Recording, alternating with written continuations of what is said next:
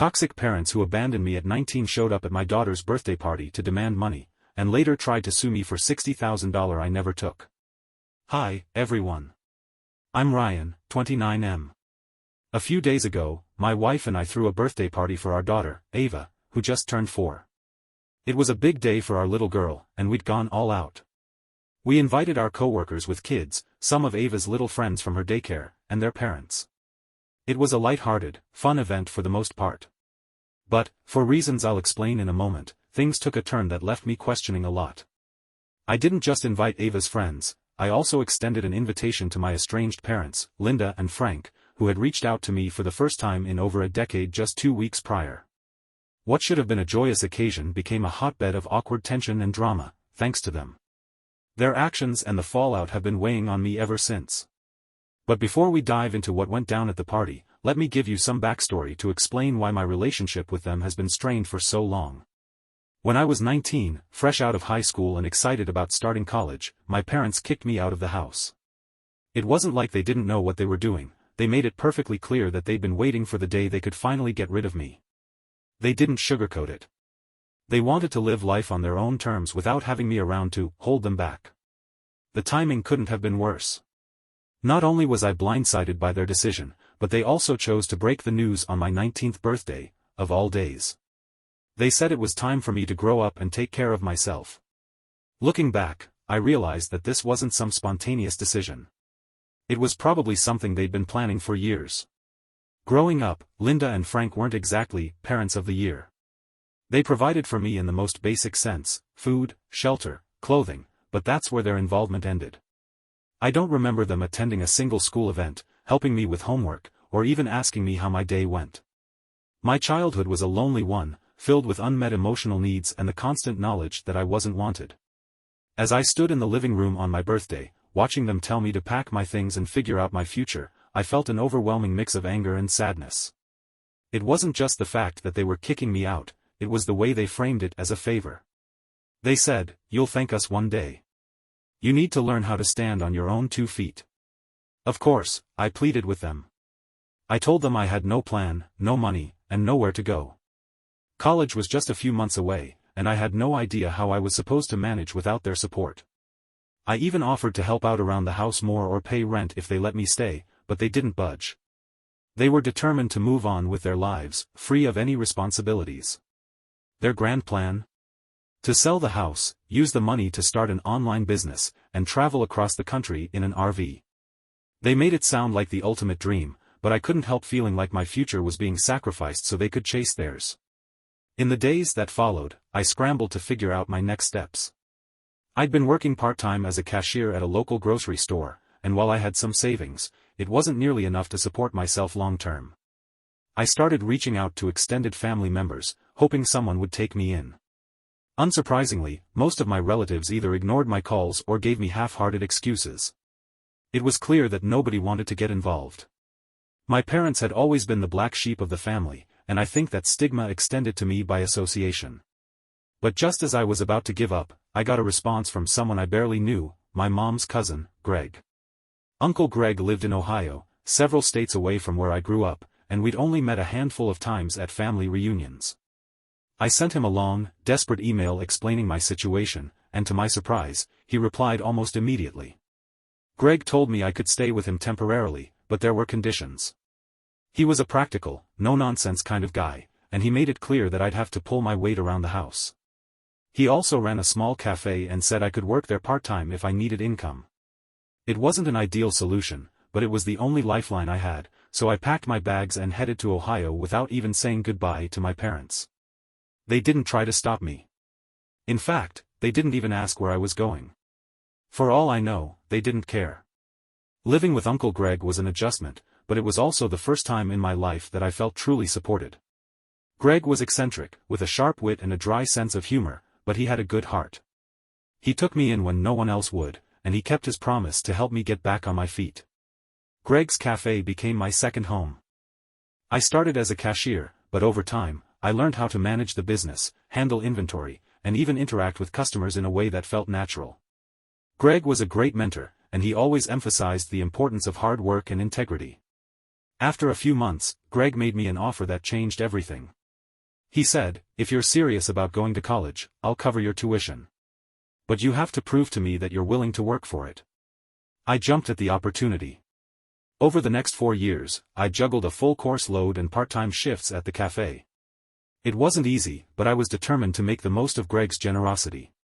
By the time I graduated, I was debt-free and ready to start building a life of my own. Greg and I stayed close even after I moved out and started my career. I offered to repay him for everything he'd done, but he waved me off, saying, "Just pay it forward someday."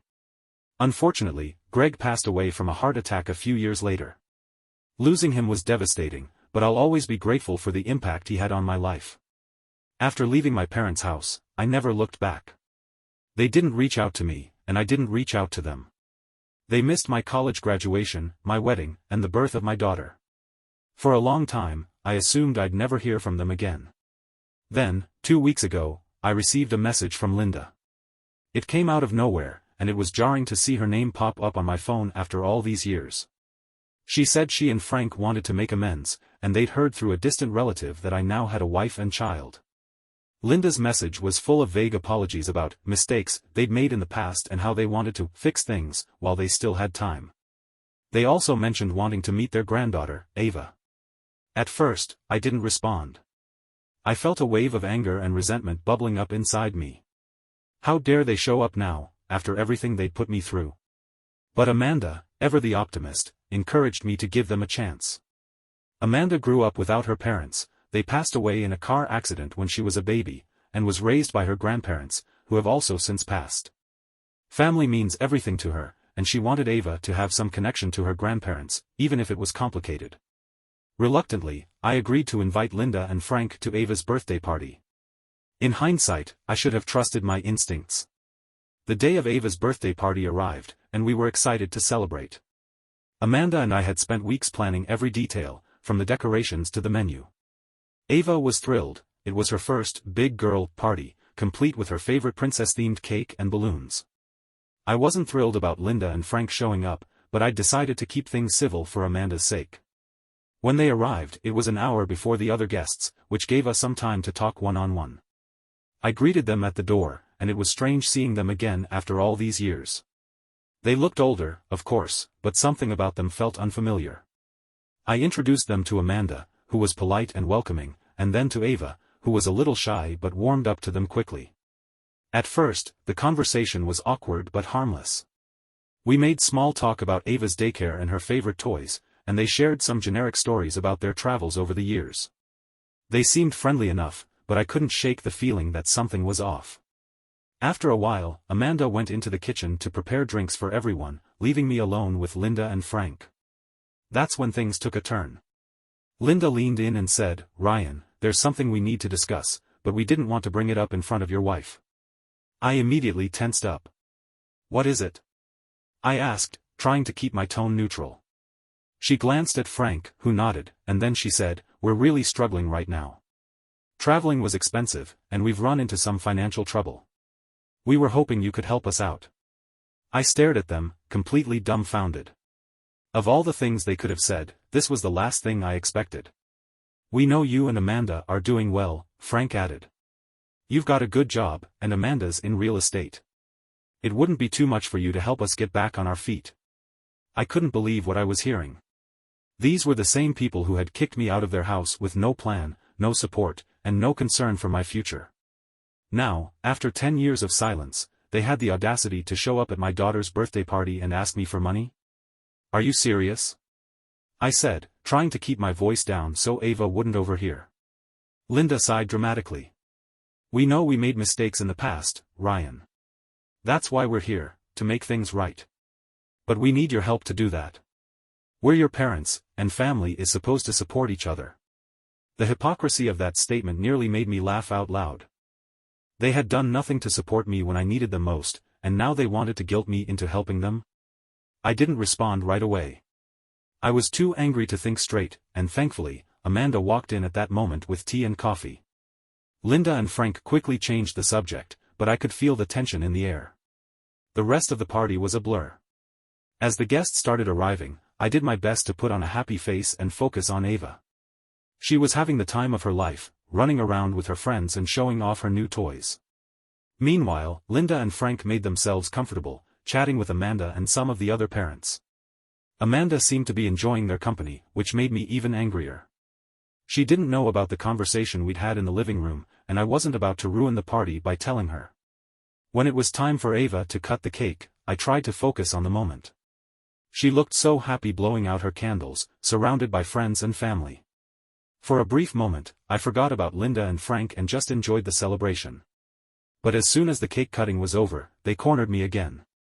Frank pulled me aside while everyone else was eating cake. "So, have you had a chance to think about what we talked about?" he asked. I stared at him in disbelief. "Are you seriously asking me this right now? At my daughter's birthday party?"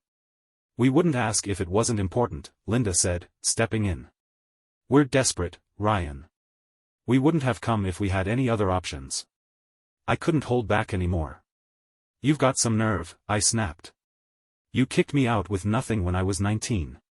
You didn't care what happened to me, and now you want my help? Do you have any idea how insane that sounds?" They looked taken aback, but before they could respond, one of the other parents walked by, and I realized we were starting to draw attention. I forced myself to calm down and said, "We'll talk about this later. Right now, I need to get back to the party." I walked away before they could say anything else, but I was seething inside. By the time everyone had finished their cake, I'd had enough. I decided that if Linda and Frank were going to put me in an uncomfortable position, I was going to return the favor. I stood up in the middle of the living room and said, "Hey, everyone. I just wanted to take a moment to thank you all for coming today. It means so much to us to have you here to celebrate Ava's birthday." The guests clapped and smiled, and I could see Ava beaming from her seat. But then I turned to Linda and Frank. "I also want to introduce you all to my parents, Linda and Frank. For those of you who don't know, we haven't seen each other in over a decade. They kicked me out when I was 19 and didn't contact me for 10 years. The room went silent. Linda and Frank froze, their smiles fading. "But hey, I guess it all worked out," I continued, keeping my tone light. "I was lucky enough to have a great uncle who helped me through college and gave me a fresh start. And now, after all these years, my parents have decided to reconnect." I could feel the tension in the room, but I kept going. It's funny, though, they didn't come to my wedding or meet Ava when she was born. But now, they're here. So let's all give them a warm welcome. I smiled and sat down, pretending nothing was wrong. The guests looked uncomfortable, but a few of them chuckled nervously. Linda and Frank looked mortified. After the speech, Linda and Frank didn't stick around for long. They left shortly after the guests started to leave, shooting me dirty looks as they walked out the door. Once the house was empty and Ava was asleep, Amanda confronted me. "What was that?" she asked, crossing her arms. "You just embarrassed your parents in front of everyone." "They deserved it," I said bluntly. "Do you know what they asked me for before the party started? Money. That's the real reason they showed up." Amanda stared at me, stunned. "Are you serious?" "Yes. They blew through their savings, and now they want me to bail them out. After everything they put me through, they think they can just show up and act like nothing happened."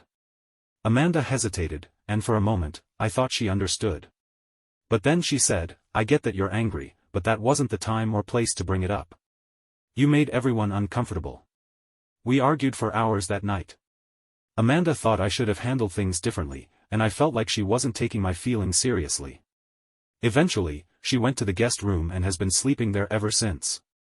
The next few days after the party were tense. Amanda and I weren't speaking, and she continued sleeping in the guest room. We kept things normal for Ava's sake, but there was no denying the tension between us. I thought I'd made the right choice by calling out my parents, but Amanda clearly disagreed. She thought I'd ruined the party and made the situation worse. To her, the focus should have been on Ava, not my unresolved issues with Linda and Frank. I tried explaining my side to her again, but every time I brought it up, the conversation ended in frustration. Amanda believed I had let my emotions get the better of me and acted immaturely. I, on the other hand, felt like she was invalidating my feelings and not recognizing the weight of what Linda and Frank had done. As if things weren't already bad enough, a bombshell arrived 3 days later.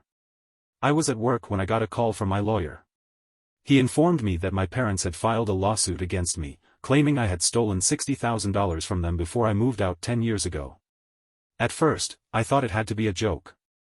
The idea was absurd. I didn't have access to that kind of money when I was 19. But the more my lawyer explained, the more I realized Linda and Frank were serious. They were accusing me of theft, claiming that I had taken their money and used it to fund my education. Obviously, this wasn't true. Uncle Greg had paid for my tuition, and I'd worked part-time to cover the rest of my expenses. But Linda and Frank were clearly trying to retaliate for the speech I gave at the party. When I told Amanda about the lawsuit that evening, her entire attitude changed. She went from being angry at me to being completely disgusted with Linda and Frank. "I can't believe they would do this," she said, shaking her head. "They were just at our house, pretending to apologize, and now they're pulling this?" I nodded. "This is who they are, Amanda. They didn't come to the party to make amends, they came because they wanted something from me. And when they didn't get it, they decided to punish me for it." Amanda finally saw where I was coming from. She apologized for not believing me sooner and admitted that she'd been too focused on her own hopes for a happy family to see the reality of the situation. The lawsuit wasn't something I could take lightly. While it was completely baseless, the fact that Linda and Frank had gone so far as to hire a lawyer showed just how far they were willing to go. I knew I needed to take action to protect myself. My lawyer advised me to gather any evidence I could that proved my parents' claims were false. Thankfully, Uncle Greg's generosity was well documented. He had kept receipts for my tuition payments, and I still had emails and bank statements from that time showing that I'd been working part-time to support myself. Meanwhile, I decided to go public with the situation. I wrote a long, detailed post on Facebook explaining everything: how Linda and Frank had kicked me out when I was 19, how Uncle Greg had helped me, how they tried to reconnect after a decade of silence, and how they were now suing me for money I didn't take. I didn't hold back. I named names, shared dates, and included every detail I could remember. I wanted the world to know exactly what kind of people they were. The post went viral among my extended family. Within hours, I started getting calls and messages from relatives, some expressing shock, others criticizing me for airing dirty laundry. Linda and Frank were furious. They called me repeatedly, demanding that I take the post down, but I refused. I told them I wouldn't remove it until they dropped the lawsuit. A few relatives tried to mediate, urging me to keep the peace and not escalate the situation further. But I wasn't interested in making peace with people who had caused me so much pain. To my surprise, a handful of relatives actually came forward to support me. They apologized for not stepping in to help me when I was younger and admitted they had always seen Linda and Frank as selfish and irresponsible. It felt good to have some validation, even if it came years too late. A few days after my post went up, Linda and Frank finally caved. They sent me a written statement through their lawyer, agreeing to drop the lawsuit in exchange for me removing the Facebook post. I made sure to have my lawyer review the statement before agreeing, and once we confirmed everything was legally binding, I took the post down. It felt like a victory, but it was bittersweet. I was relieved the lawsuit was over, but the whole ordeal had left me emotionally drained. In the aftermath of everything, Amanda and I decided to start couples counseling. While we'd made up after the lawsuit, we both realized there were deeper issues we needed to address, mainly around communication and understanding each other's perspectives. Therapy has been helpful so far.